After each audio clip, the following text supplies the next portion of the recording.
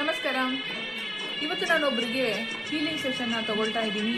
ಇವರ ಮುಖ್ಯ ಸಮಸ್ಯೆ ಏನಪ್ಪಾ ಅಂತಂದರೆ, ಅವರು ಮಲ್ಕೊಂಡಿರ್ಬೇಕಾದ್ರೆ ಹೆಡೆಯ ರೀತಿಯಲ್ಲಿ ಈ ಥರ ಕೈ ಹೆಟ್ಟು ತಲೆಯ ಮೇಲೆ ಇಟ್ಕೊಂಡು ಬುಸ್ ಬುಸ್ ಅಂತೇಳಿ ಸೌಂಡ್ ಮಾಡ್ತಾರೆ. ನಾವು ನಾರ್ಮಲ್ ಆಗಿ ಉಸಿರಾಟ ಕ್ರಿಯೆಯನ್ನು ಮಾಡ್ತೀವಲ್ಲ, ಆದರೆ ಇವರು ಬುಸ್ ಬುಸ್ ಅಂತೇಳಿ ಸೌಂಡ್ ಮಾಡ್ಕೊಂಡೇ ಮಲ್ಕೊತಾರಂತೆ.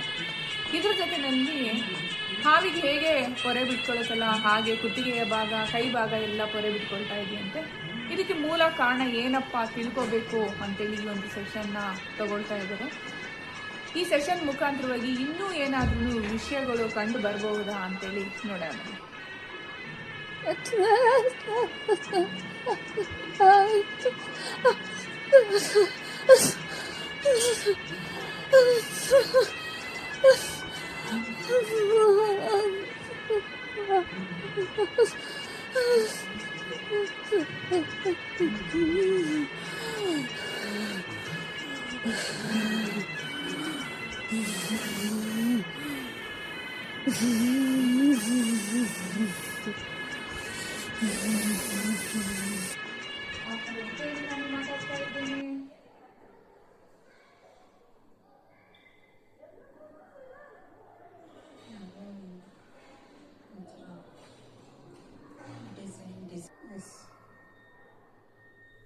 ನಿಮ್ಮದೇ ಆಗಿರ್ತಕ್ಕಂತಹ ಆತ್ಮ ನಿಮ್ಮಿಂದ 10 ಅಡಿ ಮೇಲ್ಭಾಗದಲ್ಲಿದೆ. 10 ಅಡಿ ಮೇಲ್ಭಾಗದಲ್ಲಿರ್ತಕ್ಕಂಥ ನಿಮ್ಮದೇ ರೂಪವನ್ನು ಹೊಂದಿರ್ತಕ್ಕಂಥ ಆತ್ಮವನ್ನು ನೋಡಿ. ಎಷ್ಟು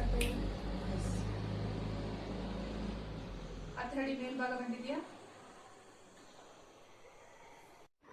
ನಮಸ್ಕಾರ. ಇವರ ಸಮಸ್ಯೆ ವಿಚಿತ್ರವಾಗಿರ್ತಕ್ಕಂಥ ಸಮಸ್ಯೆ ಆಗಿದೆ. ನಿದ್ದೆ ಮಾಡಬೇಕಾದ್ರೆ ಹೆಡೆಯ ರೀತಿ ತಲೆ ಮೇಲೆ ಕೈ ಇಟ್ಕೊಂಡು ನಿದ್ದೆ ಮಾಡ್ತಾರೆ. ಸೌಂಡನ್ನು ಕೂಡ ಅಷ್ಟೇ ನಾಗ ಉಸಿರಾಡುವ ರೀತಿಯಲ್ಲಿ ಬುಸ್ ಬುಸ್ ಅಂತೇಳಿ ಉಸಿರಾಡುವಂಥದ್ದು, ವಿಚಿತ್ರವಾಗಿರ್ತಕ್ಕಂಥ ಅನುಭವ, ದೇಹದಲ್ಲಿ ಪೊರೆ ಬಿಡೋವಂಥದ್ದು, ಈ ಥರದ ಒಂದು ಸಮಸ್ಯೆಯನ್ನು ಇವರು ಅನುಭವಿಸ್ತಾ ಇದ್ರು.